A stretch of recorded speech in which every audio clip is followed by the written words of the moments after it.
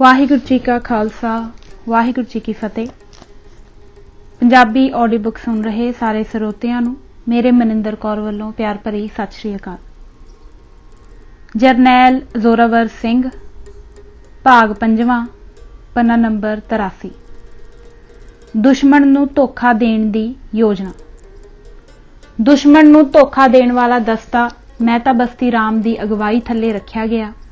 ਉਸ ਨੂੰ ਇਹ ਹੁਕਮ ਦਿੱਤਾ ਗਿਆ ਕਿ ਉਹ ਕਾਂਗੀ ਦੀ ਦਿਸ਼ਾ ਰਾਹੀਂ ਲਾਮਾ ਯਾਰੂ ਪਹੁੰਚੇ ਅਤੇ 2 ਬਟਾਲੀਅਨਾਂ ਨਾਲ ਦੁਸ਼ਮਣ ਦੀ ਫੌਜ ਦੇ ਪਿਛਲੇ ਹਿੱਸੇ ਤੇ ਆਪਣੇ ਦਸਤੇ ਨਾਲ ਹਮਲੇ ਦੀ ਪ੍ਰਦਰਸ਼ਨੀ ਕਰੇ।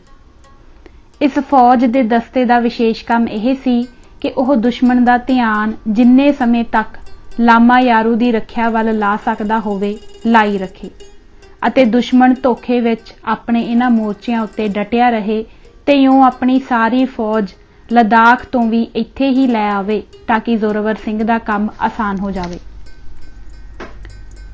ਮਹਿਤਾ ਬਸਤੀ ਰਾਮ ਨੇ ਇਸ ਪ੍ਰਦਰਸ਼ਨੀ ਨਾਲ ਲਦਾਖੀਆਂ ਨੂੰ ਵਿਸ਼ਵਾਸ ਦਿਵਾ ਦਿੱਤਾ ਕਿ ਲਾਮਾ ਯਾਰੂ ਤੇ ਹੀ ਜ਼ੋਰਾਵਰ ਸਿੰਘ ਦਾ ਵਿਸ਼ੇਸ਼ ਹਮਲਾ ਹੋ ਰਿਹਾ ਸੀ ਅਤੇ ਉਹ ਆਪ ਖੁਦ ਆਪਣੀ ਅਗਵਾਈ ਥੱਲੇ ਵਾਨਲਾ, ਹਿੰਜੂ ਅਤੇ ਨਿੰਮੂ ਦੇ ਰਸਤੇ 3 ਹੋਰ ਬਟਾਲੀਅਨਾਂ ਲੈ ਕੇ ਦੁਸ਼ਮਣ ਦੇ ਮੋਰਚਿਆਂ ਦੇ ਬਹੁਤ ਪਿੱਛੇ ਪੂਰਬ ਵੱਲ ਲੇਹ ਦੇ ਤੇ ਲਾਮਾ ਯਾਰੂ ਦੇ ਦਰਮਿਆਨ ਨਿੰਮੂ ਜਾ ਨਿਕਲੇ।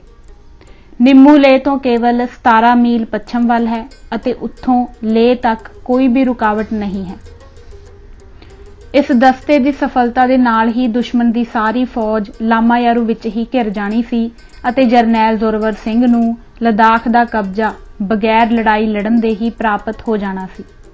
ਨਿੰਮੂ ਵਾਲੇ ਇਸ ਰਸਤੇ ਰਾਹੀਂ ਲੇਹ ਰਿੰਗਡਮ ਤੋਂ ਕੇਵਲ 95 ਮੀਲ ਦੀ ਦੂਰੀ ਤੇ ਸੀ ਅਤੇ ਉਸ ਨੂੰ ਰਸਤੇ ਵਿੱਚ ਕੇਵਲ ਇੱਕ ਦर्रा ਕੁੰਗਰੀ ਲਾ ਹੀ ਪਾਰ ਕਰਨਾ ਪੈਂਦਾ ਸੀ। ਬਾਕੀ ਸਾਰਾ ਰਸਤਾ ਬਹੁਤ ਚੰਗਾ ਸੀ। ਇਸ ਫੌਜੀ ਦਸਤੇ ਨਾਲ 5 ਵੱਡੀਆਂ ਤੋਪਾਂ ਦੂਰ ਤੱਕ ਮਾਰ ਕਰਨ ਵਾਲੀਆਂ ਦਿੱਤੀਆਂ ਗਈਆਂ ਸਨ। ਤੋਪਖਾਨੇ ਦਾ ਦੂਸਰਾ ਰਹਿੰਦਾ ਭਾਗ ਜਰਨੈਲ ਜ਼ੋਰਾਵਰ ਸਿੰਘ ਦੀ ਅਗਵਾਈ ਥੱਲੇ ਵਿਸ਼ੇਸ਼ ਫੌਜ ਦੇ ਨਾਲ ਲੰਮੇ ਰਸਤੇ ਰਾਹੀਂ ਲੇਹ ਨੂੰ ਜਾਣਾ ਸੀ। ਵਿਸ਼ੇਸ਼ ਫੌਜੀ ਦਸਤੇ ਦਾ ਲੇਹ ਵੱਲ ਕੂਚ। ਵਿਸ਼ੇਸ਼ ਫੌਜੀ ਦਸਤੇ ਨੂੰ ਸਹੀ ਰਸਤਾ ਲੱਭਣ ਵਾਸਤੇ ਅਤੇ ਰਸਤੇ ਦੀਆਂ ਔਕੜਾਂ ਤੇ ਕਠਿਨਾਈਆਂ ਹੋਣ ਕਰਕੇ ਇੱਕ ਸਥਾਨਿਕ ਰਾਹ ਦੱਸਣ ਵਾਲੇ ਮਿਨਾਮ ਸ਼ਾਟੋ ਨੂੰ ਫੌਜ ਵਿੱਚ ਦੂਤ ਦੇ ਤੌਰ ਤੇ ਭਰਤੀ ਕੀਤਾ ਗਿਆ। ਇਸ ਰਾਹ ਦੱਸਣ ਵਾਲੇ ਨੂੰ ਉਸ ਦੀਆਂ ਸੇਵਾਵਾਂ ਹਾਸਲ ਕਰਨ ਵਾਸਤੇ ਇੱਕ ਮੁੱਢਲੇ ਤੋਹਫੇ ਵਜੋਂ ਜਰਨੈਲ ਜ਼ੋਰਾਵਰ ਸਿੰਘ ਨੇ 500 ਰੁਪਏ ਦੇ ਮੁੱਲ ਦੇ ਸੋਨੇ ਦੇ ਕੜੇ ਦਿੱਤੇ। ਨਾਲ ਹੀ ਉਸ ਨੂੰ ਤਨਖਾਹ ਦੇ ਵਜੋਂ 2 ਰੁਪਏ ਰੋਜ਼ਾਨਾ ਨਿਯਤ ਕੀਤੇ ਗਏ। ਉਸ ਨਾਲ ਇਹ ਵੀ ਇਕਰਾਰ ਕੀਤਾ ਕਿ ਉਸ ਦੇ ਮੰਤਵ ਦੀ ਪੂਰਨ ਸਫਲਤਾ ਪਿੱਛੋਂ ਜੰਸਕਾਰ ਦੇ ਜ਼ਿਲ੍ਹੇ ਵਿੱਚ ਕੁਝ ਪਿੰਡਾਂ ਦਾ ਉਸ ਨੂੰ ਜਗੀਰਦਾਰ ਬਣਾ ਦਿੱਤਾ ਜਾਵੇਗਾ। ਬੰਦੋਬਸਤ।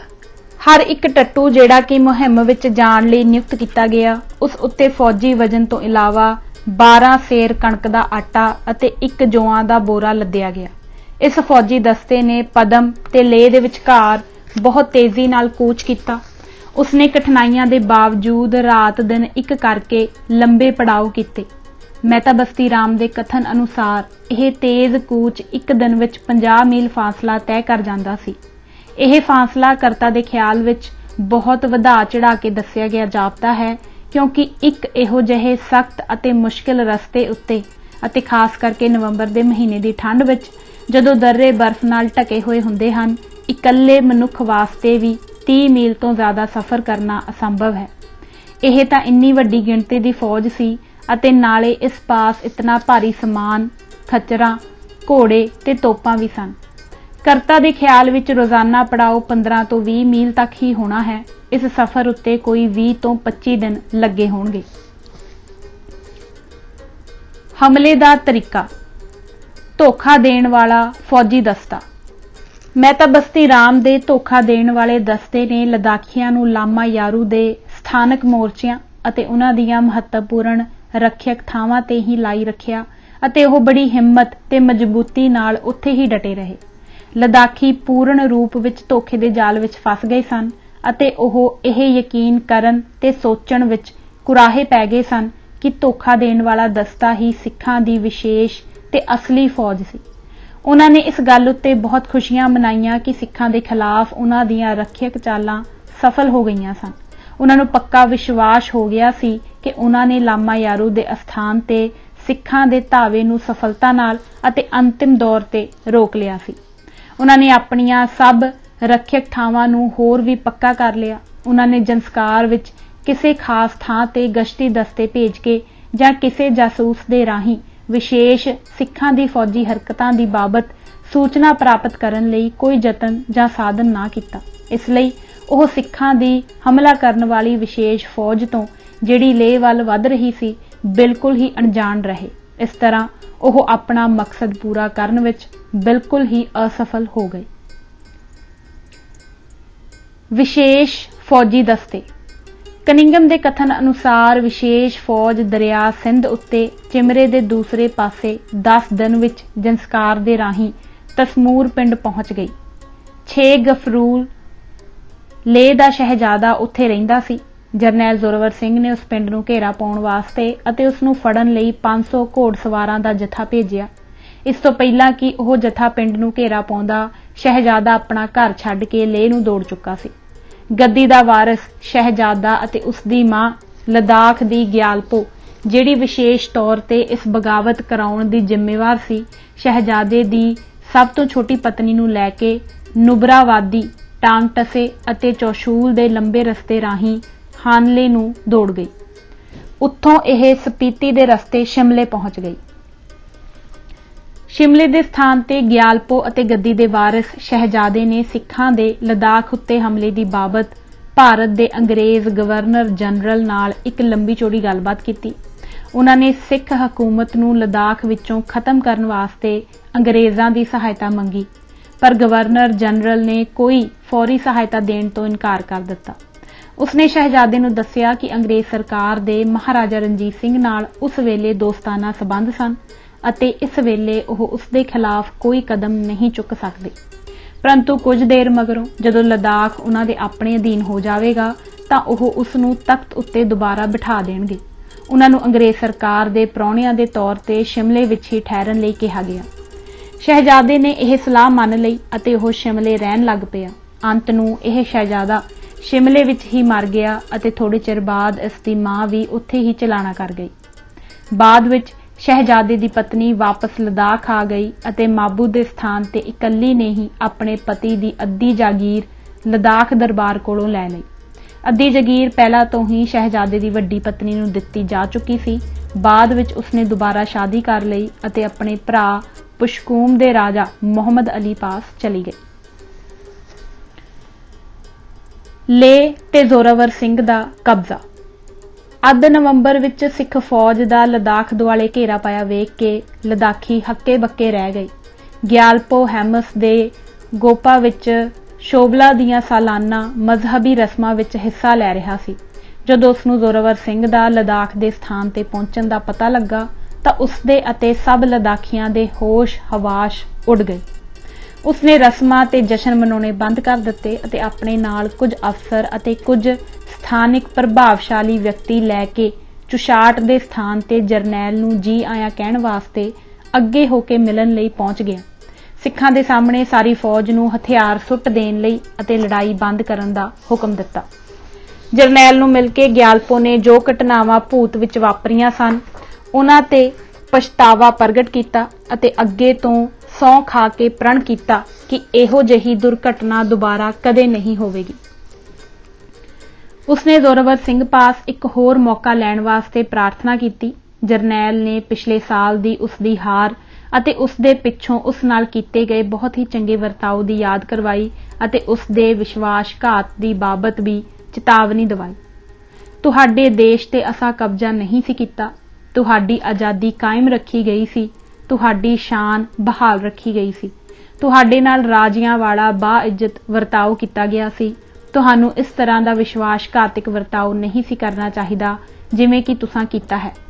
ਭਾਵੇਂ ਅਸੀਂ 10,000 ਜਵਾਨਾਂ ਦੀ ਫੌਜ ਨਾਲ ਚੜ੍ਹਾਈ ਕਰਕੇ ਅਤੇ ਕੁਰਬਾਨੀਆਂ ਕਰਕੇ ਤੁਹਾਡੇ ਦੇਸ਼ ਉੱਤੇ ਜਿੱਤ ਪ੍ਰਾਪਤ ਕੀਤੀ ਸੀ, ਫਿਰ ਵੀ ਅਸੀਂ ਤੁਹਾਡੇ ਕਿਸੇ ਵੀ ਸਥਾਨ ਵਿੱਚ ਆਪਣਾ ਕੋਈ ਫੌਜੀ ਦਸਤਾ ਜਾਂ ਕੋਈ ਆਦਮੀ ਵੀ ਪਿੱਛੇ ਨਹੀਂ ਛੱਡ ਕੇ ਗਏ ਸੀ, ਸਗੋਂ ਸਾਰੇ ਰਾਜ ਦਾ ਤੁਹਾਨੂੰ ਹੁਕਮਰਾਨ ਬਣਾ ਕੇ ਗਏ ਸੀ। ਗਿਆਲਪੋ ਨੇ ਆਪਣੇ ਕੀਤੇ ਕੰਮ ਤੇ ਅਫਸੋਸ ਪ੍ਰਗਟ ਕੀਤਾ ਤੇ ਆਪਣੇ ਮੰਤਰੀ ਅਤੇ ਦੇਸ਼ ਦੇ ਵਿਅਕਤੀਆਂ ਦੇ ਚਰਿੱਤਰ ਉੱਤੇ ਸ਼ਰਮ ਮਹਿਸੂਸ ਕੀਤੀ। ਦੂਸਰੇ ਦਿਨ ਗਿਆਲਪੋ ਨਾਲ ਸਿੱਖ ਫੌਜ ਲਦਾਖ ਵਿੱਚ ਪਹੁੰਚੀ। ਜਰਨੈਲ ਨੇ ਇੱਕਦਮ ਆਪਣੇ ਬਕਾਇਆ ਤਾਵਾਨ ਦੀ ਉਗਰਾਹੀ ਵਾਸਤੇ ਮੰਗ ਕੀਤੀ, ਜਿਹੜਾ ਕਿ ਰਾਜੇ ਨੇ ਪਹਿਲੀ ਲਦਾਖ ਦੀ ਮੁਹਿੰਮ ਸਮੇਂ ਸੰਧੀ ਰਾਹੀਂ ਮੰਨਿਆ ਸੀ। ਗਿਆਲਪੋ ਕੋਲ ਇੰਨੇ ਪੈਸੇ ਨਹੀਂ ਸਨ, ਇਸ ਲਈ ਉਸਨੇ ਨਕਦ ਰਕਮ ਦੇਣ ਦੀ ਬਜਾਏ ਆਪਣੇ ਮਹੱਲ ਦੀਆਂ ਸਭ ਕੀਮਤੀ ਵਸਤੂਆਂ ਸਿੱਖਾਂ ਨੂੰ ਦੇਣ ਵਾਸਤੇ ਪੇਸ਼ ਕੀਤੀਆਂ, ਜਿਨ੍ਹਾਂ ਵਿੱਚ ਸੋਨਾ, ਚਾਂਦੀ, ਕੀਮਤੀ ਭਾਂਡੇ ਅਤੇ ਮਹੱਲ ਦਾ ਸਭ ਸਮਾਨ ਆਦਿ ਸਨ। ਜਰਨੈਲ ਨੇ ਇਹ ਸਭ ਵਸਤੂਆਂ ਅਤੇ ਉਸਦੇ ਮਹੱਲ ਦੀਆਂ ਇਸਤਰੀਆਂ ਦੇ ਜ਼ੇਵਰ ਤਾਵਾਨ ਵਜੋਂ ਸਵੀਕਾਰ ਕਰ ਲਏ, ਕਿਉਂ ਜੋ ਗਿਆਲਪੋ ਪਾਸੋਂ ਇਸ ਤੋਂ ਵੱਧ ਰਕਮ ਦੀ ਆਸ ਨਹੀਂ ਸੀ ਰੱਖੀ ਜਾ ਸਕਦੀ। ਕੁਝ ਇਤਿਹਾਸਕਾਰ ਜਰਨੈਲ ਜ਼ੋਰਾਵਰ ਸਿੰਘ ਉੱਤੇ ਲੜਾਈ ਦੇ ਖਰਚ ਦਾ ਕੁਝ ਹਿੱਸਾ ਵਸੂਲਣ ਵਾਸਤੇ ਸ਼ਾਹੀ ਗੋਪੇ ਦੀਆਂ ਸੋਨੇ ਦੀਆਂ ਮੂਰਤੀਆਂ ਅਤੇ ਪ੍ਰਾਰਥਨਾ ਕਰਨ ਵਾਲੇ ਸੋਨੇ ਚਾਂਦੀ ਦੇ ਭਾਂਡਿਆਂ ਨੂੰ ਲੁੱਟਣ ਦਾ ਵੀ ਦੋਸ਼ ਲਾਉਂਦੇ ਹਨ, ਪਰ ਕਰਤਾ ਨੂੰ ਸ਼ਾਹੀ ਪਰਿਵਾਰ ਦੀ ਸੰਤਾਨ ਦੇ ਕਿਸੇ ਮੈਂਬਰ ਨੇ ਵੀ ਇਸ ਕਿਸਮ ਦੀ ਦੁਰਘਟਨਾ ਦਾ ਕੋਈ ਜ਼ਿਕਰ ਨਹੀਂ ਕੀਤਾ। ਜੇਕਰ ਉਹਨਾਂ ਸਮਿਆਂ ਦੀ ਸੱਭਿਅਤਾ ਤੇ ਵਾਤਾਵਰਣ ਉੱਤੇ ਨਿਗਾਹ ਮਾਰੀ ਜਾਵੇ ਤਾਂ ਇਹ ਮੰਨਣ ਵਿੱਚ ਵੀ ਆ ਸਕਦਾ ਹੈ ਕਿ ਜ਼ੋਰਾਵਰ ਸਿੰਘ ਨੇ ਬੋਧੀ ਮੰਦਰ ਲੁੱਟ ਲਏ ਹੋਣ, ਪਰ ਉਹ ਖੁਦ ਨੇਕ ਅਤੇ ਧਰਮੀ ਇਨਸਾਨ ਸੀ। ਇਸ ਲਈ ਕਰਤਾ ਸਮਝਦਾ ਹੈ ਕਿ ਇਹ ਦੂਸ਼ਣ ਵਿਦੇਸ਼ੀ ਲਿਖਾਰੀਆਂ ਨੇ ਜਰਨੈਲ ਨੂੰ ਸਿਰਫ ਬਦਨਾਮ ਕਰਨ ਲਈ ਲਾਏ ਹਨ। ਲਦਾਖ ਸਰਕਾਰ ਦਾ ਨਵਾਂ ਪੁਨਰਗਠਨ। ਜਰਨੈਲ ਜ਼ੋਰਾਵਰ ਸਿੰਘ ਨੇ ਲਦਾਖ ਦੇ ਗਿਆਲਪੋ ਟੰਡਪ ਨਮਗੀਅਲ ਉੱਤੇ ਅੱਗੋਂ ਵਿਸ਼ਵਾਸ ਕਰਨ ਤੋਂ ਇਨਕਾਰ ਕਰ ਦਿੱਤਾ ਅਤੇ ਉਸ ਨੂੰ ਗੱਦੀ ਤੋਂ ਲਾ ਦਿੱਤਾ। ਉਸ ਨੂੰ ਸਾਟੋਕ ਦੇ ਸਥਾਨ ਤੇ ਰਹਿਣ ਵਾਸਤੇ ਇੱਕ ਮਹੱਲ ਅਤੇ ਕੁਝ ਜਾਗੀਰ ਦੇ ਦਿੱਤੀ ਗਈ। ਇਹ ਗੱਲ ਸਨ 1834 ਦੀ ਹੈ। ਗੱਦੀ ਦਾ ਅਸਲੀ ਵਾਰਸ ਸ਼ਾਹੀ ਖਾਨਦਾਨ ਵਿੱਚ ਹੁਣ ਕੋਈ ਨਹੀਂ ਸੀ ਰਹਿ ਗਿਆ। ਛੋ ਗਫਰੂਲ, ਜਿਹੜਾ ਕਿ ਲੇਹ ਦੇ ਤਖਤ ਦਾ ਅਸਲੀ ਵਾਰਸ ਸੀ, ਉਹ ਪਹਿਲੋਂ ਹੀ ਦੇਸ਼ ਚੋਂ ਦੌੜ ਗਿਆ ਹੋਇਆ ਸੀ ਅਤੇ ਉਸ ਦਾ ਪੁੱਤਰ ਕੇਵਲ ਕੁਝ ਦਿਨਾਂ ਦਾ ਹੀ ਛੋਟਾ ਬਾਲ ਸੀ। ਇਸ ਲਈ ਸ਼ਾਹੀ ਪਰਿਵਾਰ ਵਿੱਚ ਕੋਈ ਵੀ ਅਜਿਹਾ ਪੁਰਸ਼ ਨਹੀਂ ਸੀ ਜਿਸ ਨੂੰ ਕਿ ਗਿਆਲਪੋ ਦੇ ਤੌਰ ਤੇ ਤਖਤ ਤੇ ਬਿਠਾਇਆ ਜਾਵੇ। ਇਸ ਲਈ ਜਰਨੈਲ ਜ਼ੋਰਾਵਰ ਸਿੰਘ ਦੀ ਚੋਣ ਮੋਰੋਪ ਸਟਾਂਜ਼ਨ ਤੇ ਜਾ ਪਈ, ਜਿਹੜਾ ਕਿ ਟੰਡਪ ਨਮਗੀਅਲ ਦਾ ਬਹੁਤ ਨੇੜੇ ਦਾ ਰਿਸ਼ਤੇਦਾਰ ਸੀ। ਉਸਨੇ ਸਿੱਖਾਂ ਦੇ ਖਿਲਾਫ ਪਹਿਲੀ ਮੁਹਿੰਮ ਵਿੱਚ ਲਦਾਖੀ ਫੌਜ ਦੀ ਅਗਵਾਈ ਕੀਤੀ ਸੀ ਅਤੇ ਲੰਕਾਸਾਰ ਦੀ ਲੜਾਈ ਵਿੱਚ ਸਿੱਖਾਂ ਨੇ ਉਸ ਨੂੰ ਕੈਦੀ ਬਣਾ ਲਿਆ ਸੀ। ਉਸ ਦਿਨ ਤੋਂ ਜਰਨੈਲ ਨੂੰ ਉਸਨੇ ਆਪਣੀਆਂ ਬਹੁਤ ਲਾਭਦਾਇਕ ਸੇਵਾਵਾਂ ਦਿੱਤੀਆਂ। ਇਸ ਕਰਕੇ ਉਸ ਉੱਤੇ ਟੰਡਪ ਨਮਗੀਅਲ ਗਿਆਲਪੋ ਅਤੇ ਲਦਾਖੀ ਜਨਤਾ ਬੜੀ ਗੁੱਸੇ ਸੀ। ਉਹ ਸਿੱਖਾਂ ਦਾ ਵਫਾਦਾਰ ਜ਼ਰੂਰ ਸੀ, ਪਰ ਇਸ ਦੀ ਦੇਸ਼ ਨਾਲ ਗੱਦਾਰੀ ਦੀ ਕਰਤੂਤ ਨੂੰ ਵੇਖ ਕੇ ਲਦਾਖੀ ਉਸ ਨੂੰ ਦੇਸ਼ ਧਰੋਹੀ ਕਰਕੇ ਜਾਣਦੇ ਸਨ। ਮੋਰੋਪ ਸਟਾਂਜ਼ਨ ਨੂੰ ਸਮੇਂ ਅਨੁਸਾਰ ਇੱਕ ਨਵੇਂ ਗਿਆਲਪੋ ਦੇ ਤੌਰ ਤੇ ਸ਼ਕਤੀ ਦੇ ਦਿੱਤੀ ਗਈ।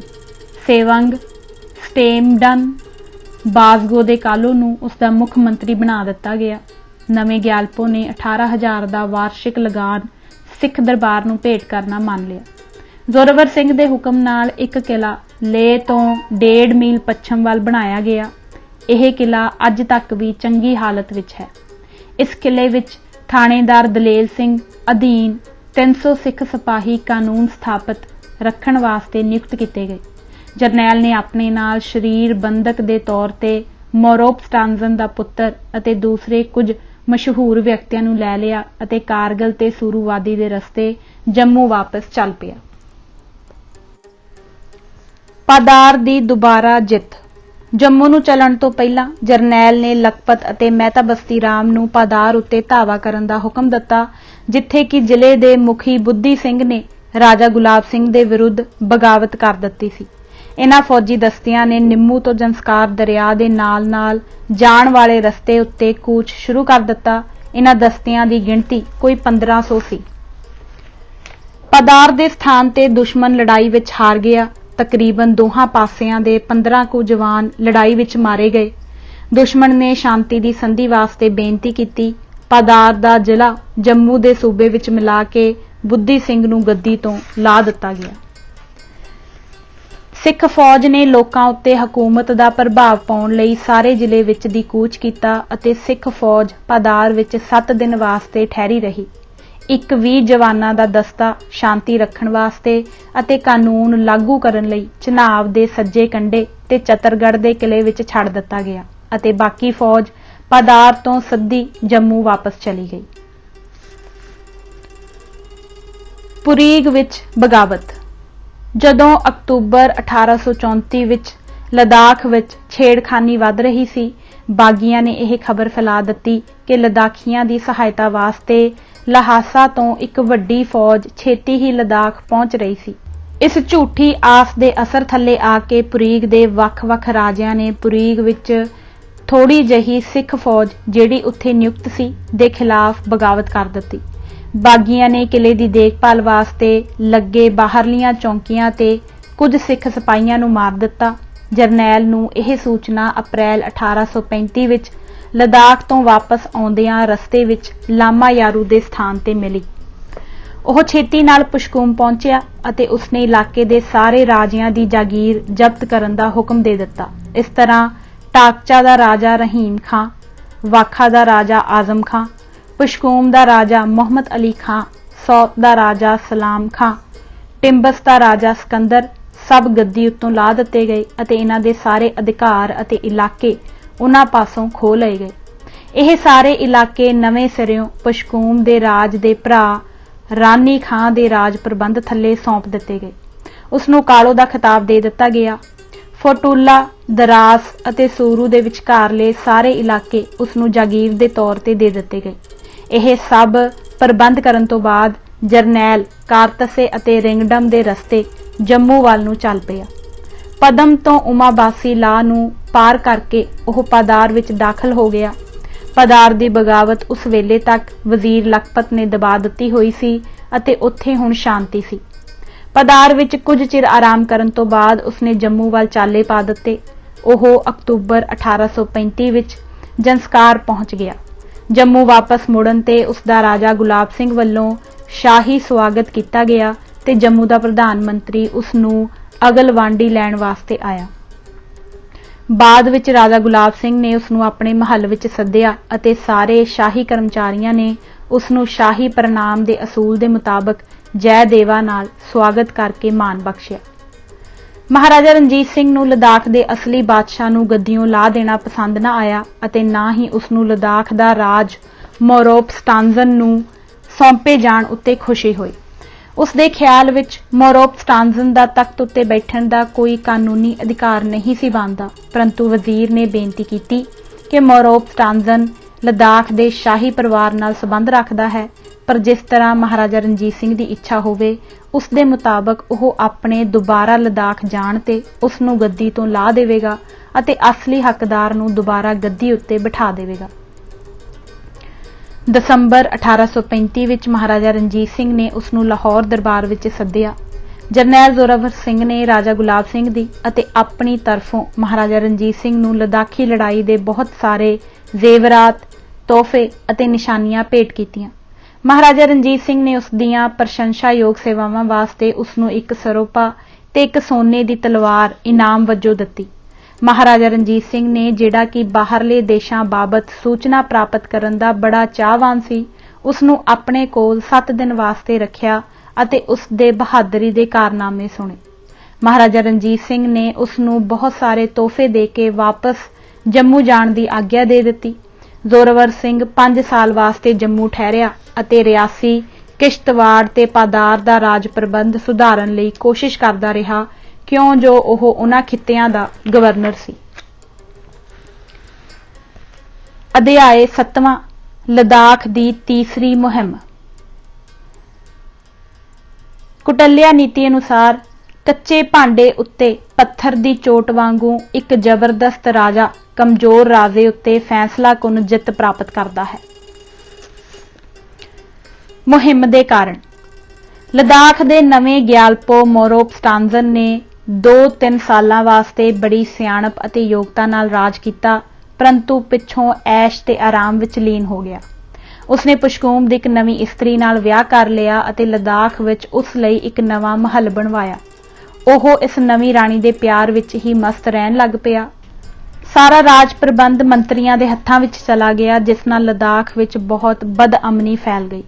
ਜ਼ੋਰਾਵਰ ਸਿੰਘ ਨੇ ਪਹਿਲੇ ਹੀ ਮਹਾਰਾਜਾ ਰਣਜੀਤ ਸਿੰਘ ਨਾਲ ਪ੍ਰਣ ਕੀਤਾ ਹੋਇਆ ਸੀ ਕਿ ਕੋਈ ਮੌਕਾ ਆਉਣ ਤੇ ਉਹ ਮੋਰੋਪਸਟਾਂਜ਼ਨ ਨੂੰ ਗੱਦੀ ਤੋਂ ਲਾ ਦੇਵੇਗਾ। ਇਸ ਲਈ ਇਸ ਬਹਾਨੇ ਨਾਲ ਉਸਨੇ ਮੋਰੋਪਸਟਾਂਜ਼ਨ ਨੂੰ ਗੱਦੀ ਤੋਂ ਉਤਾਰਨ ਦਾ ਫੈਸਲਾ ਕਰ ਲਿਆ ਅਤੇ ਲਦਾਖ ਉੱਤੇ ਹਮਲੇ ਲਈ ਮੁਹਿੰਮ ਦੀ ਤਿਆਰੀ ਦਾ ਹੁਕਮ ਦੇ ਦਿੱਤਾ।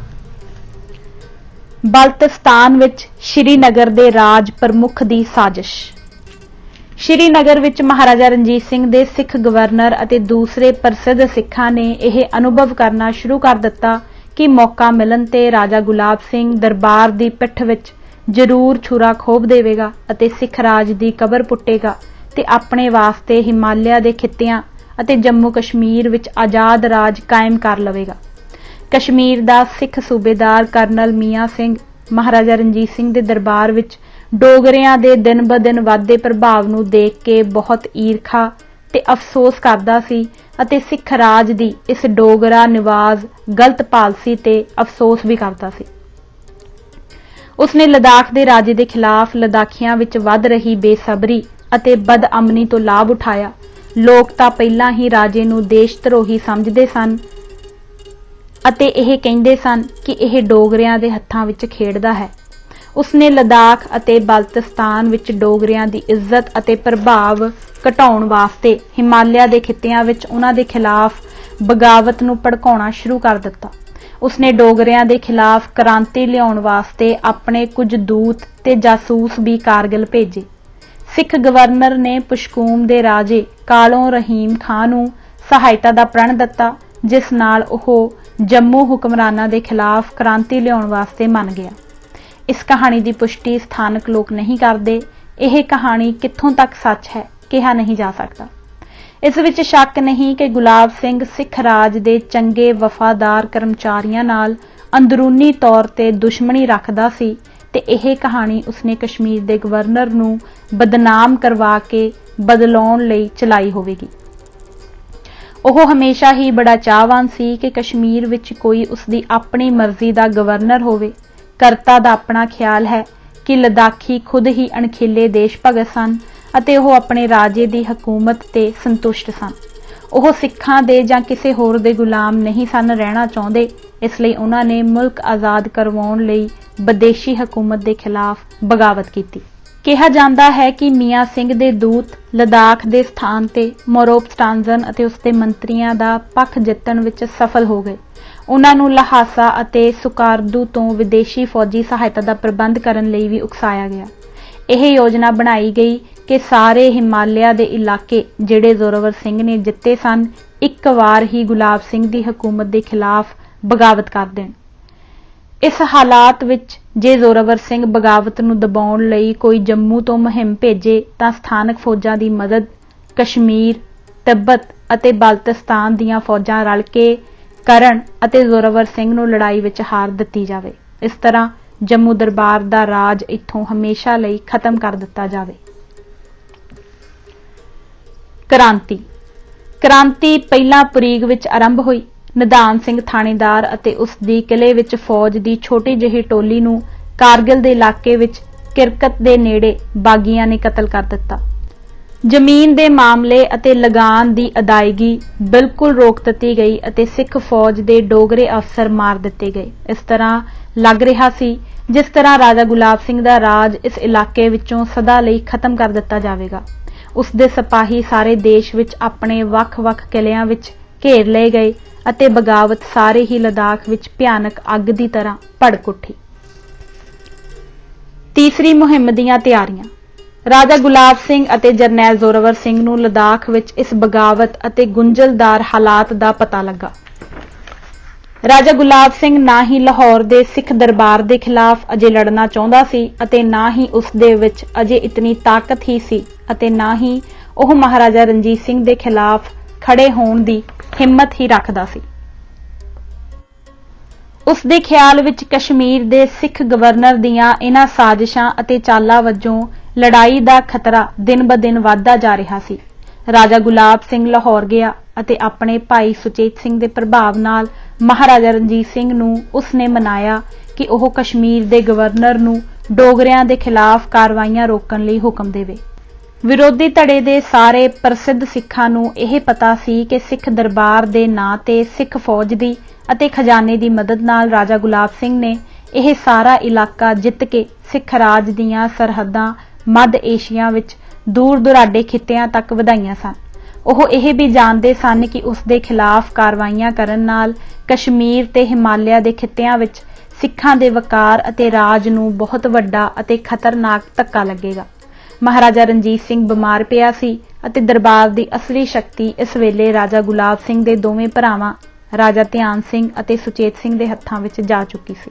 ਇਸ ਲਈ ਜਦ ਕਸ਼ਮੀਰ ਦੇ ਸਿੱਖ ਗਵਰਨਰ ਨੂੰ ਲਾਹੌਰ ਦਰਬਾਰ ਵੱਲੋਂ ਚੇਤਾਵਨੀ ਦਿੱਤੀ ਗਈ ਕਿ ਉਹ ਲੱਦਾਖ ਵਿੱਚ ਰਾਜਾ ਗੁਲਾਬ ਸਿੰਘ ਦੀਆਂ ਕਾਰਵਾਈਆਂ ਦੇ ਖਿਲਾਫ ਦਖਲ ਦੇਣਾ ਬੰਦ ਕਰ ਦੇਵੇ, ਤਾਂ ਸਿੱਖ ਸਰਦਾਰਾਂ ਨੇ ਇਸ ਦੀ ਨਾ ਕੋਈ ਟਿਕਾ ਟਿੱਪਣੀ ਕੀਤੀ ਅਤੇ ਨਾ ਹੀ ਦਖਲ ਦੇਣ ਦੀ ਕੋਸ਼ਿਸ਼ ਕੀਤੀ। ਪਾਦਾਰ ਤੇ ਚੜ੍ਹਾਈ। ਜ਼ੋਰਾਵਰ ਸਿੰਘ ਨੂੰ ਸੰਨ 1839 ਦੇ ਬਸੰਤ ਮੌਸਮ ਵਿੱਚ 5000 ਸਿਪਾਹੀਆਂ ਨੂੰ ਲੈ ਕੇ ਲੱਦਾਖ ਉੱਤੇ ਨਵੀਂ ਚੜ੍ਹਾਈ ਕਰਨ ਲਈ ਰਾਜਾ ਗੁਲਾਬ ਸਿੰਘ ਨੇ ਹੁਕਮ ਦਿੱਤਾ। ਮਹਾਰਾਜਾ ਰਣਜੀਤ ਸਿੰਘ ਨੇ ਇਸ ਮੁਹਿੰਮ ਦੀ ਮਨਜ਼ੂਰੀ ਵੀ ਰਾਜਾ ਗੁਲਾਬ ਸਿੰਘ ਨੂੰ ਦੇ ਦਿੱਤੀ। ਜ਼ੋਰਾਵਰ ਸਿੰਘ ਪਹਿਲਾਂ ਕਿਸ਼ਤਵਾੜ ਪਹੁੰਚਿਆ ਅਤੇ ਫਿਰ ਉਸਨੇ ਪਾਦਾਰ ਵੱਲ ਕੂਚ ਕੀਤਾ। ਉੱਥੇ ਚੰਬੇ ਦੀਆਂ ਫੌਜਾਂ ਨੇ ਰਾਜਾ ਗੁਲਾਬ ਸਿੰਘ ਦੇ ਖਿਲਾਫ ਬਗਾਵਤ ਕੀਤੀ ਹੋਈ ਸੀ। ਬਾਗੀਆਂ ਨੇ ਆਪਣੀ ਹਕੂਮਤ ਕਾਇਮ ਕਰ ਲਈ ਸੀ ਅਤੇ ਉੱਥੇ ਨਿਯੁਕਤ ਕੀਤੇ ਹੋਏ ਡੋਗਰਾ ਫੌਜੀ ਕਤਲ ਕਰ ਦਿੱਤੇ ਗਏ ਸਨ। ਜ਼ੋਰਾਵਰ ਸਿੰਘ ਨੂੰ ਪਾਦਾਰ ਪਹੁੰਚਣ ਲਈ 2 ਮਹੀਨੇ ਲੱਗੇ। ਦਰਿਆ ਵਿੱਚ ਹੜ੍ਹ ਆਉਣ ਕਰਕੇ ਉਹ 2 ਮਹੀਨੇ ਹੋਰ ਬਗਾਵਤ ਨੂੰ ਦਬਾ ਨਾ ਸਕਿਆ। ਅੰਤ ਵਿੱਚ ਚਤਰਗੜ੍ਹ ਦੇ ਕਿਲੇ ਤੇ ਜ਼ੋਰਾਵਰ ਸਿੰਘ ਨੇ ਕਬਜ਼ਾ ਕਰ ਲਿਆ ਅਤੇ ਉੱਥੇ ਉਸਦੇ 15 ਆਦਮੀ ਸ਼ਹੀਦ ਹੋ ਗਏ। ਦੁਸ਼ਮਣ ਦੇ 30 ਆਦਮੀ ਬੰਦੀ ਬਣਾ ਲਏ ਗਏ। ਚੰਬੇ ਦੇ ਬਾਗੀ ਜਰਨੈਲਾਂ ਦੇ ਨੱਕ ਤੇ ਕੰਨ ਕੱਟ ਦਿੱਤੇ ਗਏ ਅਤੇ ਦੋਸ਼ੀਆਂ ਨੂੰ ਭਿਆਨਕ ਸਜ਼ਾਵਾਂ ਦਿੱਤੀਆਂ ਗਈਆਂ। ਇਸ ਘਟਨਾ ਨਾਲ ਸਾਰੇ ਇਲਾਕੇ ਵਿੱਚ ਡਰ ਪੈਦਾ ਹੋ ਗਿਆ ਅਤੇ ਉਹਨਾਂ ਨੇ ਅਧੀਨਗੀ ਇਖਤਿਆਰ ਕਰ ਲਈ। ਇਸ ਤਰ੍ਹਾਂ ਚਤਰਗੜ੍ਹ ਕਸਬੇ ਤੇ ਜ਼ੋਰਾਵਰ ਸਿੰਘ ਦਾ ਦੁਬਾਰਾ ਕਬਜ਼ਾ ਹੋ ਗਿਆ। ਇਸ ਜਿੱਤ ਦੀ ਖੁਸ਼ੀ ਵਿੱਚ ਉਸਨੇ ਇਸ ਕਸਬੇ ਦਾ ਨਾਮ ਬਦਲ ਕੇ ਗੁਲਾਬਗੜ੍ਹ ਰੱਖ ਦਿੱਤਾ ਅਤੇ ਕਿਲੇਬੰਦੀ ਲਈ ਫੌਜ ਰੱਖਣ ਵਾਸਤੇ ਇੱਕ ਕਿਲਾ ਬਣਵਾਇਆ। ਜੰਸਕਾਰ ਦੀ ਚੜ੍ਹਾਈ। ਇਸ ਜਿੱਤ ਤੋਂ ਪਿੱਛੋਂ ਜਰਨੈਲ ਪਾਦਾਰ ਤੋਂ ਫਿਰ ਕਿਸ਼ਤਵਾੜ ਵਾਪਸ ਆ ਗਿਆ। ਉੱਥੋਂ ਫਿਰ ਉਸਨੇ ਵਰਵਾਨ, ਬੋਟਕੋਲ ਦਰਾ, ਸੂਰੂ ਅਤੇ ਜੰਸਕਾਰ ਰਾਹੀਂ ਲੱਦਾਖ ਵੱਲ ਚੜ੍ਹਾਈ ਕਰ ਦਿੱਤੀ। ਇਸ ਕੂਚ ਵਿੱਚ ਸਖਤ ਠੰਡ ਕਾਰਨ ਜੰਸਕਾਰ ਦੀਆਂ ਪਹਾੜੀਆਂ ਵਿੱਚ 25 ਆਦਮੀ ਮਰ ਗਏ ਅਤੇ 10 ਆਦਮੀਆਂ ਦੇ ਹੱਥ ਤੇ ਪੈਰ ਬਰਫ਼ ਨਾਲ ਗਲ ਜਾਣ ਨਾਲ ਮਾਰੇ ਗਏ। ਜੰਸਕਾਰ ਵਿੱਚ ਪਹੁੰਚਣ ਤੇ ਜ਼ੋਰਾਵਰ ਸਿੰਘ ਨੂੰ ਪਤਾ ਲੱਗਾ ਕਿ ਉੱਥੋਂ ਦੇ ਸਾਰੇ ਲੋਕ ਡਰ ਦੇ ਮਾਰੇ ਨੱਸ ਗਏ ਹਨ। ਜਰਨੈਲ ਜ਼ੋਰਾਵਰ ਸਿੰਘ ਉਸ ਇਲਾਕੇ ਵਿੱਚ ਅਮਨ ਸ਼ਾਂਤੀ ਰੱਖਣ ਲਈ 2 ਮਹੀਨੇ ਪਦਮ ਵਿੱਚ ਹੀ ਠਹਿਰਿਆ। ਉਸਨੇ ਉੱਥੋਂ ਦੇ ਲੋਕਾਂ ਨਾਲ ਬਹੁਤ ਪ੍ਰੇਮ ਅਤੇ ਰਹਿਮਦਿਲੀ ਤੇ ਹਮਦਰਦੀ ਵਾਲਾ ਸਲੂਕ ਕੀਤਾ, ਜਿਸ ਨਾਲ ਉਸਨੇ ਲੋਕਾਂ ਦਾ ਵਿਸ਼ਵਾਸ ਦੁਬਾਰਾ ਜਿੱਤ ਲਿਆ। ਉਸਨੇ ਪਿਛਲੇ ਲਗਾਨ ਤੇ ਟੈਕਸ ਦੇ ਬਕਾਏ ਸਾਰੇ ਮੁਆਫ ਕਰ ਦਿੱਤੇ। ਲੱਦਾਖ ਵਿੱਚ ਸਾਜ਼ਿਸ਼ ਦਾ ਖਾਤਮਾ। ਜਿਸ ਵੇਲੇ ਜਰਨੈਲ ਦੇ ਜੰਸਕਾਰ ਪਹੁੰਚਣ ਦੀ ਖਬਰ ਦਾ ਲੱਦਾਖ ਵਿੱਚ ਪਤਾ ਲੱਗਾ, ਬਾਗੀਆਂ ਦੀਆਂ ਸਭ ਯੋਜਨਾਵਾਂ ਮਿੱਟੀ ਵਿੱਚ ਮਿਲ ਗਈਆਂ, ਕਿਉਂਕਿ ਕਸ਼ਮੀਰ, ਲਹਾਸਾ ਅਤੇ ਸੁਕਰਦੂ ਤੋਂ ਕੋਈ ਵੀ ਫੌਜੀ ਸਹਾਇਤਾ ਨਾ ਮਿਲੀ ਅਤੇ ਨਾ ਹੀ ਉਸਦੀ ਕੋਈ ਆਸ ਹੀ ਜਾਪਦੀ ਸੀ। ਮਹਾਰਾਜਾ ਰਣਜੀਤ ਸਿੰਘ ਦੇ ਹੁਕਮ ਨਾਲ ਕਸ਼ਮੀਰ ਦੇ ਗਵਰਨਰ ਨੇ ਵੀ ਇਸ ਬਗਾਵਤ ਨੂੰ ਖਤਮ ਕਰਾਉਣ ਵਿੱਚ ਬਹੁਤ ਸਹਿਯੋਗ ਦਿੱਤਾ। ਇਹ ਕਰਨ ਨਾਲ ਦੂਤਾਂ ਦੀਆਂ ਸਾਰੀਆਂ ਸਾਜ਼ਿਸ਼ਾਂ ਵੀ ਬੰਦ ਹੋ ਗਈਆਂ ਅਤੇ ਬਾਕੀ ਸਾਰੇ ਬਾਗੀਆਂ ਨੇ ਬਗਾਵਤ ਦਾ ਖਿਆਲ ਛੱਡ ਦਿੱਤਾ ਅਤੇ ਜ਼ੋਰਾਵਰ ਸਿੰਘ ਦੇ ਦੰਡ ਤੋਂ ਆਪਣੀਆਂ ਜਾਨਾਂ ਬਚਾਉਣ ਲਈ ਯੋਜਨਾਵਾਂ ਬਣਾਉਣ ਲੱਗੇ। ਲੱਦਾਖ ਵੱਲ ਚੜ੍ਹਾਈ। ਜਰਨੈਲ ਜ਼ੋਰਾਵਰ ਸਿੰਘ ਨੇ ਰਾਏ ਸਿੰਘ ਅਤੇ ਮੀਆਂ ਤੋਤਾ ਨੂੰ 10,000 ਜਵਾਨ ਦੇ ਕੇ ਜੰਸਕਾਰ ਤੋਂ ਲੱਦਾਖ ਵੱਲ ਭੇਜਿਆ। ਉਹਨਾਂ ਨੂੰ ਟਸਰਾ ਪਚੂ ਅਤੇ ਜਾਗੂ ਨਦੀਆਂ ਦੀਆਂ ਵਾਦੀਆਂ ਦੀ ਰਾਹੀਂ ਹੋ ਕੇ ਡਾਬਰਿੰਗ ਜਾਣ ਦਾ ਹੁਕਮ ਦਿੱਤਾ ਗਿਆ। ਡਾਬਰਿੰਗ ਤੋਂ ਉਹਨਾਂ ਨੂੰ ਟੇਗਲਾਂਗ ਲਾ ਦੇ ਦर्रे ਨੂੰ ਪਾਰ ਕਰਕੇ ਲੱਦਾਖ ਦੇ ਦੱਖਣ ਪੂਰਬ ਵੱਲ ਸਿੰਧ ਵਾਦੀ ਵਿੱਚ ਦਾਖਲ ਹੋਣ ਦਾ ਹੁਕਮ ਦਿੱਤਾ। ਇਸ ਹੁਕਮ ਦੀ ਖਬਰ ਸੁਣ ਕੇ ਗਿਆਲਪੋ ਮੋਰੋਪ ਸਟਾਂਜ਼ਨ ਨੂੰ ਆਪਣੀ ਨਿੱਜੀ ਰੱਖਿਆ ਦਾ ਫਿਕਰ ਪੈ ਗਿਆ। ਉਹ ਜ਼ੋਰਾਵਰ ਸਿੰਘ ਨੂੰ ਆਪਣੀ ਵਫਾਦਾਰੀ ਜ਼ਾਹਰ ਕਰਨ ਲਈ ਉਸ ਨੂੰ ਮਿਲਣ ਦਾ ਬਹਾਨਾ ਕਰਕੇ ਜੰਸਕਾਰ ਨੂੰ ਤੁਰ ਪਿਆ। ਜਰਨੈਲ ਨੂੰ ਉਸ ਦੀ ਇਸ ਚਾਲ ਵਿੱਚ ਇਹ ਭਾਸਿਆ ਕਿ ਉਹ ਸਪੀਤੀ ਰਾਹੀਂ ਉਸ ਤੋਂ ਡਰ ਕੇ ਭੱਜ ਜਾਣ ਦਾ ਇਰਾਦਾ ਰੱਖਦਾ ਸੀ। ਜਰਨੈਲ ਨੂੰ ਉਸ ਦੀ ਅਸਲੀ ਯੋਜਨਾ ਦਾ ਪਤਾ ਲੱਗ ਗਿਆ, ਇਸ ਲਈ ਉਸਨੇ ਰਾਏ ਸਿੰਘ ਤੇ ਮੀਆਂ ਤੋਤਾ ਨੂੰ ਸਪੀਤੀ ਸਰਹੱਦ ਤੱਕ ਉਸ ਦਾ ਪਿੱਛਾ ਕਰਨ ਲਈ ਲੁੰਗਟਰਮਾ ਤੋਂ ਭੇਜਿਆ। ਉਹਨਾਂ ਨੇ ਗਿਆਲਪੋ ਨੂੰ ਡਾਲਰਸ ਦੇ ਸਥਾਨ ਤੇ ਲਦਾਖ ਦੀ ਹੱਦ ਪਾਰ ਕਰਦਿਆਂ ਰੋਕ ਕੇ ਪਕੜ ਲਿਆ। ਉਸ ਨਾਲ ਇੱਕ ਮਾੜੀ ਜਿਹੀ ਲੜਾਈ ਵੀ ਹੋਈ, ਪਰ ਉਸ ਨੂੰ ਫੜ ਲਿਆ ਗਿਆ, ਜਿਸ ਵਿੱਚ ਦੋਵਾਂ ਪਾਸਿਆਂ ਦੇ 7 ਆਦਮੀ ਮਾਰੇ ਗਏ। ਉਸ ਨੂੰ ਬੰਦੀ ਬਣਾ ਕੇ ਲਦਾਖ ਲੈ ਜਾਇਆ ਗਿਆ।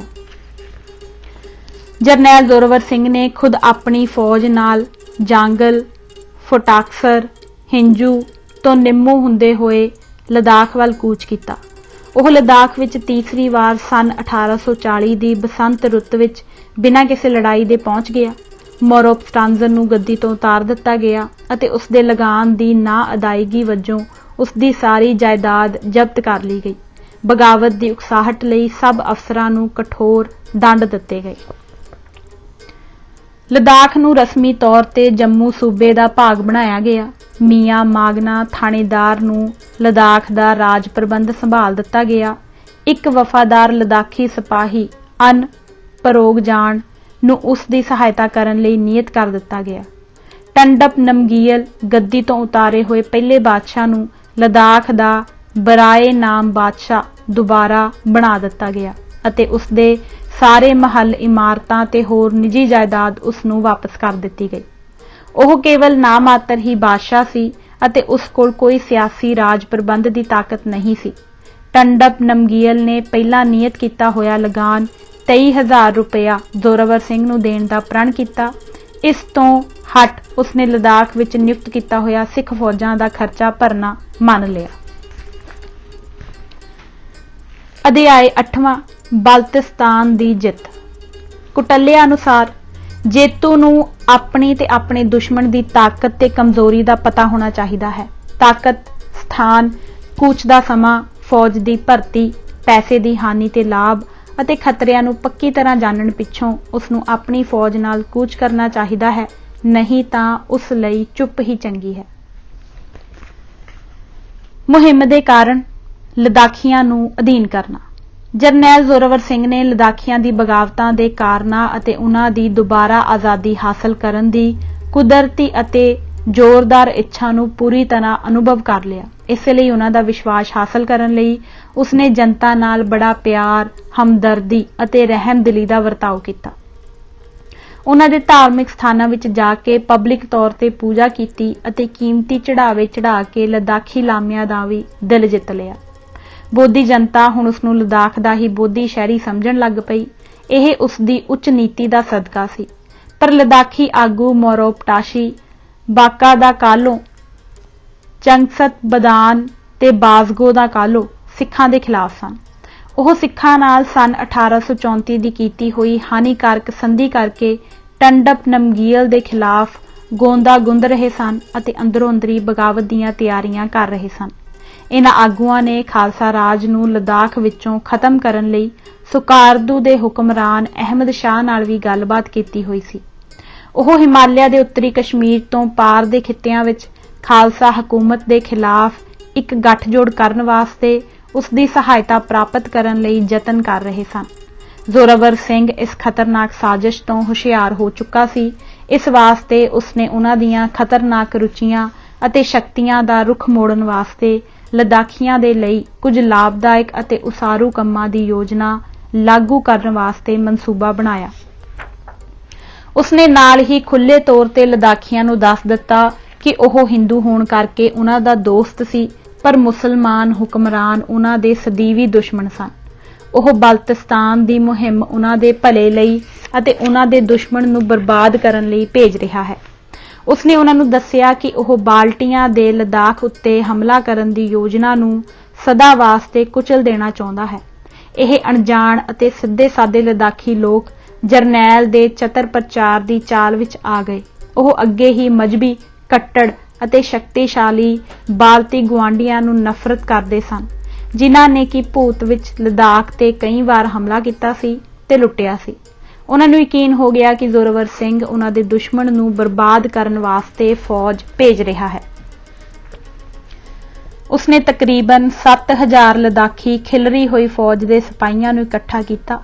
ਉਹਨਾਂ ਦੀ ਅਗਵਾਈ ਉਸਨੇ ਮਸ਼ਹੂਰ ਲਦਾਖੀ ਕਮਾਂਡਰ ਕਾਲੋ ਪੰਖੋਪਾ ਨੂੰ ਸੌਂਪ ਦਿੱਤੀ।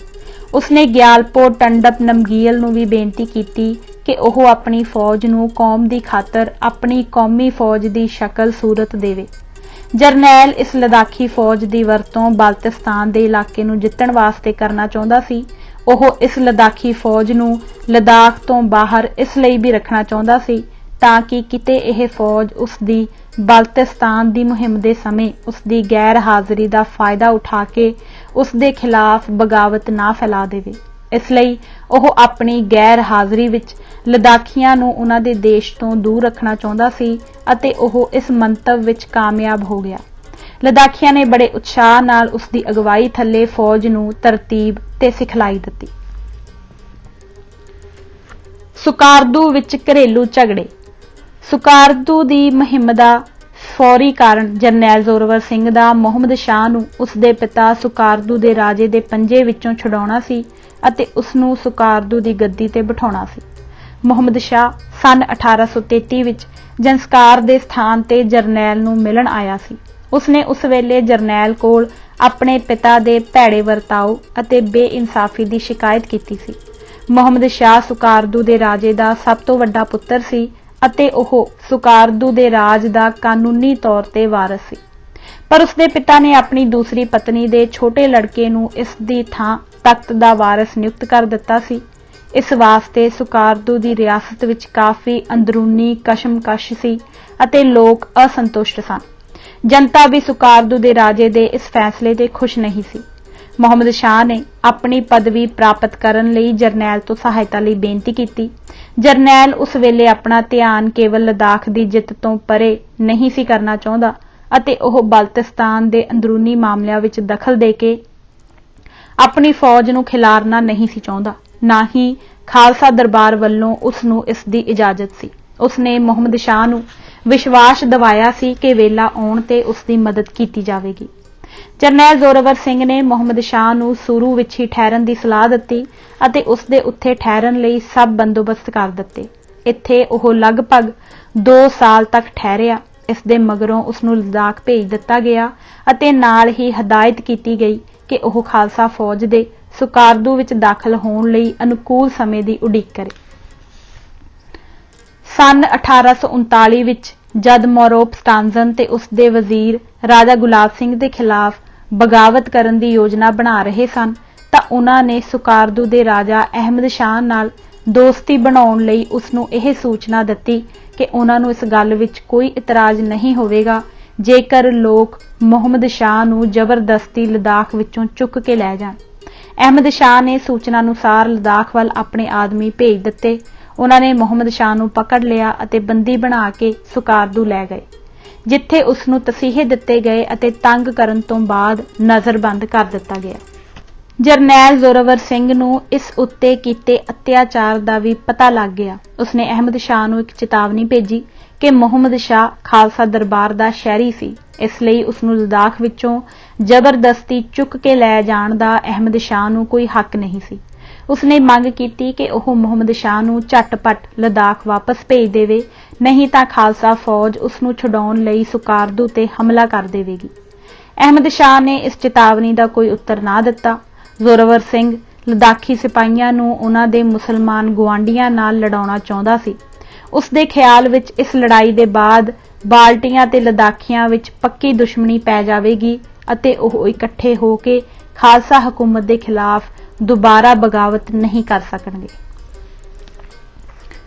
ਮੁਹਿੰਮ ਦੀ ਯੋਜਨਾ। ਜਰਨੈਲ ਜ਼ੋਰਾਵਰ ਸਿੰਘ ਨੇ ਬਲਤਿਸਤਾਨ ਦੇ ਇਲਾਕੇ ਦੀ ਉੱਧਰ ਜਾਣ ਵਾਲੇ ਸਾਰੇ ਰਸਤਿਆਂ ਦੀ ਕਠਨ ਹਾਲਤ ਦੀ ਅਤੇ ਬਾਲਟੀਆਂ ਦੇ ਲੜਾਈ ਲਈ ਜੋਸ਼ ਤੇ ਮਜ਼ਬੀ ਜਨੂਨ ਦੀ ਬਾਬਤ ਜਾਣਕਾਰੀ ਹਾਸਲ ਕਰ ਲਈ ਸੀ। ਉਹ ਸੁਕਾਰਦੂ ਤੇ ਹਮਲਾ ਕਰਨ ਤੋਂ ਪਹਿਲਾਂ ਇਹ ਚਾਹੁੰਦਾ ਸੀ ਕਿ ਸੁਕਾਰਦੂ ਦੀਆਂ ਫੌਜਾਂ ਉੱਤੇ ਇੱਕੋ ਸਮੇਂ 2 ਤਰਫਾ ਹਮਲਾ ਕਰਕੇ ਉਹਨਾਂ ਦੀ ਫੌਜ ਦਾ ਇਕੱਠ ਤੋੜ ਦਿੱਤਾ ਜਾਵੇ ਅਤੇ ਉਹਨਾਂ ਦੀ ਫੌਜ ਨੂੰ ਤਿੱਤਰ-ਬਿੱਤਰ ਕੀਤਾ ਜਾਵੇ। ਸੁਕਾਰਦੂ ਨੂੰ ਇੱਕ ਰਸਤਾ ਨੁਬਰਾ ਦੀ ਵਾਦੀ ਵਿੱਚ ਚੋਰ ਬਾਟਲਾ ਦੇ ਦਰਰੇ ਰਾਹੀਂ ਸਿੰਧ ਦਰਿਆ ਦੀ ਵਾਦੀ ਵਿੱਚੋਂ ਦਾਖਲ ਹੁੰਦਾ ਸੀ। ਲਦਾਖ ਤੋਂ ਖਾਲਸੀ ਤੱਕ ਦੋਵੇਂ ਰਸਤੇ ਇਕੱਠੇ ਹੀ ਸਿੰਧ ਦਰਿਆ ਦੇ ਨਾਲ-ਨਾਲ ਆਉਂਦੇ ਹਨ। ਉੱਥੋਂ ਆ ਕੇ ਇੱਕ ਰਸਤਾ ਕਾਰਗਿਲ ਨੂੰ ਦਰਿਆ ਸਿੰਧ ਪਾਰ ਕਰਕੇ ਲਾਮਾ ਯਾਰੂ ਦੇ ਥਾਣੀ ਚਲਿਆ ਜਾਂਦਾ ਹੈ। ਦੂਸਰਾ ਰਸਤਾ ਸਿੰਧ ਦੇ ਨਾਲ-ਨਾਲ ਕੋਈ 30 ਮੀਲ ਪੱਛਮ ਵੱਲ ਜਾ ਕੇ ਉੱਤਰ ਵੱਲ ਨੂੰ ਹੰਨੂ ਦੀ ਨਦੀ ਦੇ ਨਾਲ-ਨਾਲ ਚੋਰ ਬਾਟਲਾ ਥਾਣੀ ਹੋ ਕੇ ਨੁਬਰਾ ਦੀ ਵਾਦੀ ਨੂੰ ਚਲਿਆ ਜਾਂਦਾ ਹੈ। ਸੁਕਾਰਦੂ ਦਾ ਕਿਲਾ ਇੱਕ ਬੜੀ ਉੱਚੀ ਪਹਾੜੀ ਉੱਤੇ ਹੈ ਅਤੇ ਦਰਿਆ ਸਿੰਧ ਅਤੇ ਨੁਬਰਾ ਦੇ ਸੰਗਮ ਦੇ ਪੱਛਮ ਵੱਲ ਹੈ। ਇੱਕ ਤਰਫ ਇਸ ਦੇ ਦਰਿਆ ਸਿੰਧ ਟੱਕਰ ਖਾਂਦਾ ਹੈ ਅਤੇ ਬਾਕੀ ਤਰਫਾਂ ਤੋਂ ਇਸ ਦੀ ਚੜ੍ਹਾਈ ਖੜੀਆਂ ਉੱਚੀਆਂ ਚੱਟਾਨਾਂ ਉੱਤੋਂ ਦੀ ਹੈ। ਦੂਸਰਾ ਰਸਤਾ ਕਾਰਗਿਲ ਤੋਂ ਸੁਕਾਰਦੂ ਨੂੰ ਸਿੰਘੋਂ ਦੇ ਨਾਲ-ਨਾਲ ਜਾਂਦਾ ਹੈ। ਸੁਕਾਰਦੂ ਤੇ ਹਮਲਾ ਕਰਨ ਤੋਂ ਪਹਿਲਾਂ ਜ਼ੋਰਾਵਰ ਸਿੰਘ ਪੁਰੀਗ ਵਿੱਚ ਬਗਾਵਤ ਤੇ ਗੜਬੜ ਨੂੰ ਵੀ ਦਬਾਉਣਾ ਚਾਹੁੰਦਾ ਸੀ। ਉਸਨੇ ਆਪਣੇ ਬਲਤਿਸਤਾਨ ਵੱਲ ਆਵਾਜਾਈ ਦੇ ਸਾਰੇ ਰਸਤਿਆਂ ਅਤੇ ਲਦਾਖ ਵਿੱਚ ਸੂਰੂ ਦੇ ਅੱਡਿਆਂ ਦੀ ਸੁਕਾਰਦੂ ਦੇ ਹਮਲੇ ਸਮੇਂ ਪਿੱਛੋਂ ਤੇ ਪਾਸਿਆਂ ਤੋਂ ਪੂਰੀ ਰੱਖਿਆ ਕਰਨ ਦਾ ਇੰਤਜ਼ਾਮ ਕਰਨਾ ਸੀ। ਕੁਟਲਿਆ ਨੇ ਇਸ ਬਾਰੇ ਇਹ ਸੁਝਾਅ ਦਿੱਤਾ ਹੈ, ਪਿਛਲੇ ਹਿੱਸੇ ਵਿੱਚ ਮਾੜੀ ਜਿਹੀ ਗੜਬੜ ਅਤੇ ਅਗਲੇ ਵਿੱਚ ਭਾਰੀ ਜਿੱਤ, ਦੋਹਾਂ ਗੱਲਾਂ ਵਿੱਚੋਂ ਪਿਛਲੀ ਗੜਬੜ ਜ਼ਿਆਦਾ ਖਤਰਨਾਕ ਹੈ। ਲੜਾਈ ਦੀ ਤਿਆਰੀ। ਜਰਨੈਲ ਨੇ ਨਵੰਬਰ 1839 ਦੇ ਅਖੀਰ ਵਿੱਚ 18,000 ਜਵਾਨਾਂ ਦੀ ਫੌਜ ਲਦਾਖ ਦੇ ਸਥਾਨ ਤੇ ਇਕੱਠੀ ਕੀਤੀ। ਇਹਨਾਂ ਵਿੱਚੋਂ ਖਾਲਸਾ ਫੌਜ ਦੀ ਗਿਣਤੀ 5,000 ਸੀ ਅਤੇ ਬਾਕੀ ਨਵੇਂ ਭਰਤੀ ਕੀਤੇ ਬਾਲਟੀ ਤੇ ਲਦਾਖੀ ਸਿਪਾਹੀ ਸਨ। ਉਹਨਾਂ ਨੇ ਸਾਰੀ ਫੌਜ ਨੂੰ ਸਿੰਧ ਵਾਦੀ ਦੇ ਨਾਲ-ਨਾਲ ਹੰਨੂ ਤੱਕ ਇਕੱਠੇ ਲੈ ਜਾਣ ਦਾ ਫੈਸਲਾ ਕੀਤਾ, ਜੋ ਲਦਾਖ ਤੋਂ 80 ਮੀਲ ਦੇ ਫਾਸਲੇ ਤੇ ਪੱਛਮ ਵੱਲ ਸੀ। ਉੱਥੇ ਪਹੁੰਚ ਕੇ ਉਸਨੇ ਆਪਣੀ ਫੌਜ ਨੂੰ 2 ਹਿੱਸਿਆਂ ਵਿੱਚ ਵੰਡਣ ਦੀ ਯੋਜਨਾ ਬਣਾਈ। ਪਹਿਲੀ, ਲਦਾਖੀ ਫੌਜ ਹੰਨੂ ਤੋਂ ਚੋਰ ਬਾਟਲਾ ਦੇ ਰਾਹੀਂ ਨੁਬਰਾ ਵਾਦੀ ਵਿੱਚੋਂ ਸੁਕਾਰਦੂ ਨੂੰ ਜਾਣਾ ਸੀ। ਦੂਜੀ, ਖਾਲਸਾ ਫੌਜ ਹੰਨੂ ਤੋਂ ਸਿੰਧ ਨੂੰ ਪਾਰ ਕਰਕੇ ਕਾਰਗਿਲ, ਜੰਕਰ ਪਹਾੜੀ, ਛਛੇਤਾਂਗ, ਮੈਰੋਲ ਤੋਂ ਹੁੰਦਿਆਂ ਹੋਇਆਂ ਇਹ ਦੋਵੇਂ ਫੌਜਾਂ ਸੁਕਾਰਦੂ ਦੀ ਲੜਾਈ ਲਈ ਗੋਲ ਦੇ ਸਥਾਨ ਤੇ ਇਕੱਠੀਆਂ ਹੋਣੀਆਂ ਸਨ। ਲਦਾਖੀ ਫੌਜ ਨੂੰ ਆਪਣੇ ਭਰੋਸੇਯੋਗ ਕਮਾਂਡਰਾਂ ਮਦੀਨ ਸ਼ਾਹ ਜੀ ਅਤੇ ਮੀਆਂ ਨਿਧਾਨ ਸਿੰਘ ਦੀ ਅਗਵਾਈ ਥੱਲੇ ਰੱਖਿਆ ਗਿਆ। ਇਸਨੇ ਨੁਬਰਾ ਵਾਦੀ ਵਿੱਚ ਜਾਣ ਲਈ ਹੰਨੂ ਤੋਂ ਲਦਾਖ ਦੀਆਂ ਪਹਾੜੀਆਂ ਪਾਰ ਕਰਕੇ ਚੋਰ ਬਾਟਲਾ ਦਾ ਦर्रा ਲੰਘਣਾ ਸੀ। ਇਸ ਦਾ ਮਨੋਰਥ ਪੀਐਨ ਤੇ ਕਬਜ਼ਾ ਕਰਕੇ ਖਪਾਲੂ ਤੇ ਚੜ੍ਹਾਈ ਕਰਨਾ ਸੀ। ਇਸ ਫੌਜ ਦੀ ਸਹਾਇਤਾ ਕਰਨ ਦਾ ਇਕਰਾਰ ਰਾਜਾ ਦੌਲਤ ਖਾਨ ਨੇ, ਜੋ ਖਪਾਲੂ ਦੇ ਤਖਤ ਦਾ ਵਾਰਸ ਸੀ, ਕੀਤਾ ਹੋਇਆ ਸੀ। ਉਸਨੇ ਆਪਣੀਆਂ ਫੌਜਾਂ ਪਾਨਾ ਮਾਕ ਦੇ ਖਿੱਤੇ ਵਿੱਚ ਨੁਬਰਾ ਵਾਦੀ ਅੰਦਰ ਇਕੱਠੀਆਂ ਕੀਤੀਆਂ ਹੋਈਆਂ ਸਨ ਅਤੇ ਉਹ ਲਦਾਖੀ ਫੌਜ ਦਾ ਇੰਤਜ਼ਾਮ ਕਰ ਰਹੀਆਂ ਸਨ। ਉਸਨੇ ਟਰਟੋਕ ਦੀ ਦਿਸ਼ਾ ਵੱਲੋਂ ਪੀਐਨ ਵਿੱਚ ਦੁਸ਼ਮਣ ਦੀਆਂ ਫੌਜਾਂ ਦੇ ਪਿੱਛੋਂ ਦੀ ਲਦਾਖੀ ਫੌਜ ਦੇ ਨਾਲ-ਨਾਲ ਹਮਲਾ ਕਰਨਾ ਸੀ, ਤਾਂ ਜੋ ਬਾਟਲੀ ਫੌਜਾਂ ਚੋਰ ਬਾਟਲਾ ਦੇ ਦर्रे ਤੋਂ ਘਿਰ ਜਾਣ ਦੇ ਡਰ ਤੋਂ ਪਿੱਛੇ ਹਟ ਜਾਣ। ਖਪਾਲੂ ਤੇ ਕਬਜ਼ਾ ਕਰਨ ਮਗਰੋਂ ਲਦਾਖੀ ਫੌਜਾਂ ਨੇ ਕਿਰੀਸ਼ ਦੇ ਨੇੜੇ ਨੁਬਰਾ ਵਾਦੀ ਦੇ ਸੰਗਮ ਤੱਕ ਬਚੇ ਖੁਸ਼ੇ ਦੁਸ਼ਮਣ ਦਾ ਪਿੱਛਾ ਕਰਕੇ ਉਹਨਾਂ ਦਾ ਸਫਾਇਆ ਕਰਨਾ ਸੀ। ਇਸ ਫੌਜ ਦਾ ਦੂਸਰਾ ਖਾਸ ਮਨੋਰਥ ਮੈਰੋਲ, ਜੋ ਸੁਕਾਰਦੂ ਤੋਂ 30 ਮੀਲ ਦੱਖਣ ਵਿੱਚ ਸੀ, ਵਿੱਚ ਲੜ ਰਹੀਆਂ ਬਾਲਟੀ ਫੌਜਾਂ ਦੀ ਆਵਾਜਾਈ ਦੇ ਸਾਧਨ ਸੁਕਾਰਦੂ ਨਾਲੋਂ ਕੱਟਣੇ ਸਨ ਅਤੇ ਉਹਨਾਂ ਦੇ ਪਿੱਛੋਂ ਦੀ ਜਾ ਕੇ ਬਾਲਟੀ ਫੌਜਾਂ ਦੇ ਮੋਰਚੇ ਨੂੰ ਘੇਰਾ ਪਾਉਣਾ ਸੀ ਅਤੇ ਉਹਨਾਂ ਨੂੰ ਇਸ ਤਰ੍ਹਾਂ ਨਾਲ ਹੈਰਾਨ ਕਰਕੇ ਛਛੋਪੰਜ ਵਿੱਚ ਪਾਉਣ ਲਈ ਗੋਲ ਸੈਕਟਰ ਵੱਲ ਆਪਣੀ ਪ੍ਰਦਰਸ਼ਨੀ ਕਰਨਾ ਸੀ। ਇਸ ਤਰ੍ਹਾਂ ਲਦਾਖੀ ਫੌਜਾਂ ਨੇ ਦੁਸ਼ਮਣ ਦੀ ਬਹੁਗਿਣਤੀ ਦੀ ਫੌਜ ਨੂੰ ਨੁਬਰਾ ਵਾਦੀ ਅਤੇ ਸੁਕਾਰਦੂ ਵਿੱਚ ਹੀ ਮੋਰਚੇ ਸੰਭਾਲੀ ਰੱਖਣ ਲਈ ਮਜਬੂਰ ਕਰਨਾ ਸੀ। ਇਸ ਤਰ੍ਹਾਂ ਨਾਲ ਬਾਲਟੀ ਆਪਣੀ ਫੌਜ ਦਾ ਛੋਟਾ ਜਿਹਾ ਹਿੱਸਾ ਹੀ ਵਿਸ਼ੇਸ਼ ਖਾਲਸਾ ਫੌਜ ਦਾ ਮੁਕਾਬਲਾ ਕਰਨ ਲਈ ਮੈਰੋਲ ਦੇ ਖਿੱਤੇ ਵਿੱਚ ਲਿਜਾ ਸਕਦਾ ਸੀ। ਖਾਲਸਾ ਫੌਜ ਨੇ ਹੰਨੂ ਤੋਂ ਲਦਾਖੀ ਫੌਜ ਨਾਲੋਂ ਵਿਛੜ ਕੇ ਕਾਰਗਿਲ ਵੱਲ ਜਰਨੈਲ ਦੀ ਨਿੱਜੀ ਅਗਵਾਈ ਥੱਲੇ ਕੂਚ ਕਰਨਾ ਸੀ। ਇਸ ਫੌਜ ਨੇ ਗਰਕੁਨ ਦੇ ਸਥਾਨ ਤੋਂ ਸਿੰਧ ਨਦੀ ਨੂੰ ਝੂਲਣੇ ਪੁਲ ਰਾਹੀਂ ਪਾਰ ਕਰਨਾ ਸੀ ਅਤੇ ਫਿਰ ਇਸ ਨੇ ਹਬੋਟਿੰਗ ਲਾ ਦर्रे ਰਾਹੀਂ ਕਾਰਗਿਲ ਵਾਦੀ ਵਿੱਚ ਦਾਖਲ ਹੋਣਾ ਸੀ। ਉਸ ਦਾ ਮਨੋਰਥ ਸੀ ਕਿ ਉਸ ਦਾ ਕਾਰਗਿਲ, ਦਰਾਸ, ਸੂਰੂ, ਪੁਸ਼ਕੂਮ ਅਤੇ ਸੌਤ ਦੇ ਕਿਲਿਆਂ ਉੱਤੇ ਦੁਬਾਰਾ ਕਬਜ਼ਾ ਹੋ ਜਾਵੇ। ਇਸ ਤਰ੍ਹਾਂ ਸੁਕਾਰਦੂ ਦੀ ਚੜ੍ਹਾਈ ਸਮੇਂ ਉਸ ਨੂੰ ਪਿੱਛੋਂ ਤੇ ਪਾਸਿਆਂ ਤੋਂ ਦੁਸ਼ਮਣ ਦੇ ਕਿਸੇ ਹਮਲੇ ਦਾ ਕੋਈ ਖਤਰਾ ਨਹੀਂ ਸੀ ਰਹਿ ਜਾਂਦਾ। ਸੂਰੂ ਵਾਦੀ ਵਿੱਚ ਆਪਣੇ ਵਿਸ਼ੇਸ਼ ਅੱਡਿਆਂ ਤੇ ਬਾਰੂਦ, ਸਿੱਕਾ ਅਤੇ ਰਸਦ ਦਾ ਬੰਦੋਬਸਤ ਅਤੇ ਬਾਕੀ ਠਿਕਾਣਿਆਂ ਨਾਲ ਤਾਲਮੇਲ ਪੈਦਾ ਕਰਨਾ ਸੀ। ਉੱਥੋਂ ਦੇ ਸਥਾਨਕ ਜਵਾਨ ਤੇ ਸਿਹਤਮੰਦ ਲੋਕਾਂ ਦੀ ਹਮਦਰਦੀ ਹਾਸਲ ਕਰਨ ਲਈ ਉਹਨਾਂ ਨੂੰ ਰੋਜ਼ੀ ਦੇਣ ਵਜੋਂ ਫੌਜ ਵਿੱਚ ਭਰਤੀ ਕਰਨਾ ਸੀ। ਉਸਨੇ ਇਹਨਾਂ ਲੋਕਾਂ ਨੂੰ ਫੌਜ ਵਿੱਚ ਭਰਤੀ ਕਰਨ ਦੀ ਬਿਪਤਾ ਇਸ ਲਈ ਵੀ ਸਹੇੜੀ ਕਿ ਇਹ ਲੋਕ ਉਸ ਦੀ ਸੁਕਾਰਦੂ ਵੱਲ ਚੜ੍ਹਾਈ ਦੇ ਰੁਝੇਵੇਂ ਦਾ ਨਾਜਾਇਜ਼ ਫਾਇਦਾ ਉਠਾ ਕੇ ਉਸ ਦੇ ਪਿੱਛੋਂ ਦੀ ਉਸ ਲਈ ਕੋਈ ਹੋਰ ਮੁਸੀਬਤ ਨਾ ਖੜੀ ਕਰ ਦੇਣ ਅਤੇ ਬਗਾਵਤ ਨਾ ਫੈਲਾ ਦੇਣ। ਸੋ ਅੱਜ ਅਸੀਂ ਇਹ ਕਿਤਾਬ ਪੰਨਾ ਨੰਬਰ 100 ਤੱਕ ਹੀ ਪੜ੍ਹਾਂਗੇ। ਧੰਨਵਾਦ ਜੀ।